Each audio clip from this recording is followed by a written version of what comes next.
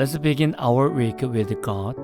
God's message for us today is in Matthew chapter 5, verse 10. Listen carefully to the word. Blessed are those who are persecuted because of righteousness, for theirs is the kingdom of heaven. Blessed are those who are persecuted because of righteousness. This is the last of the 8 Beatitudes. For the meaning of the righteousness in verse 10 and 6 is the same. The righteousness in verse 6 means living with a good attitude and ethically. For the religion's meaning is begging God for salvation and walking path to salvation. But the righteousness in verse 10 means the salvation from God, and the main is Jesus. So we can read it in this way. Blessed are those who are persecuted because of Christ Jesus.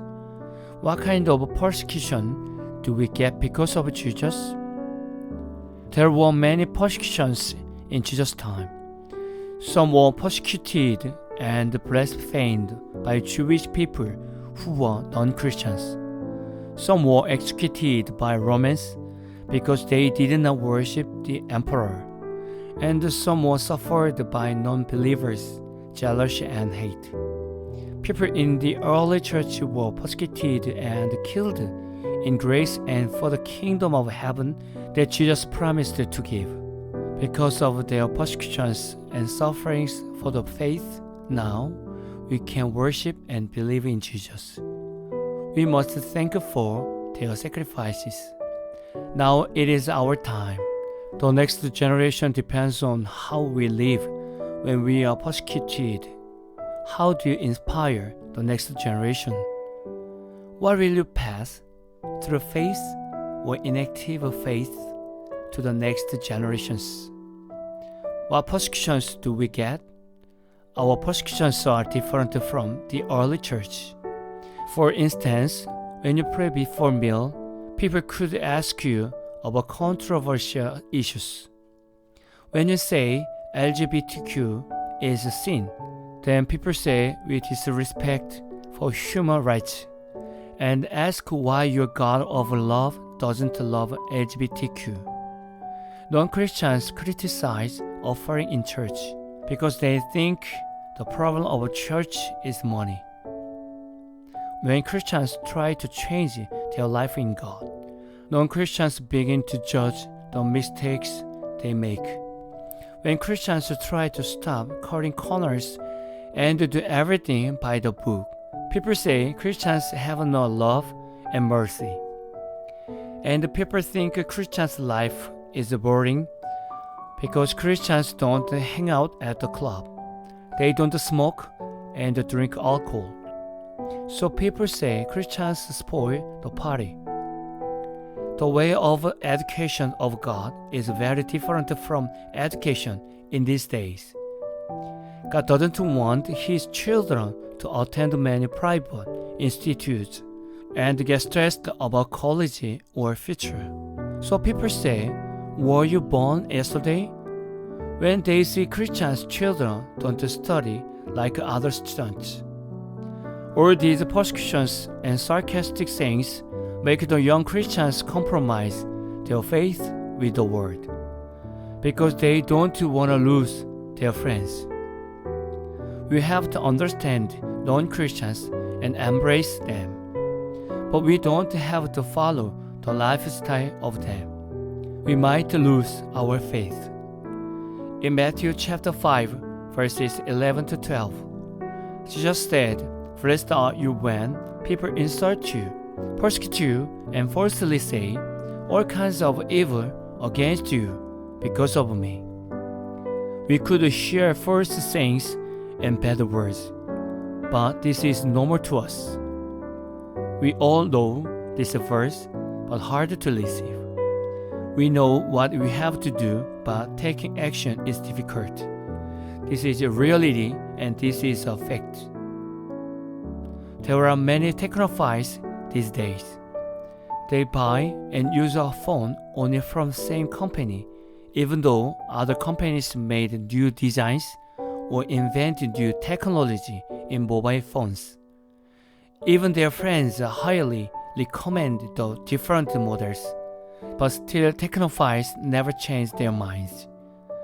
I want to ask you, is believing in Jesus worth the risk? Are you willing to take the risk for Jesus like technophiles? Persecutions are nothing once we found the life and joy in Jesus.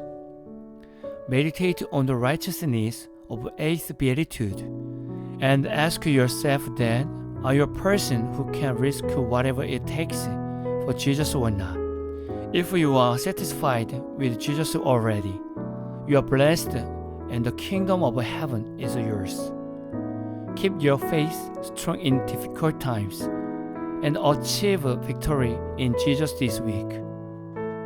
We are going to listen to Whatever Your Plan Is by Bethel Music, and we have piano worships following a song. Take time to pray.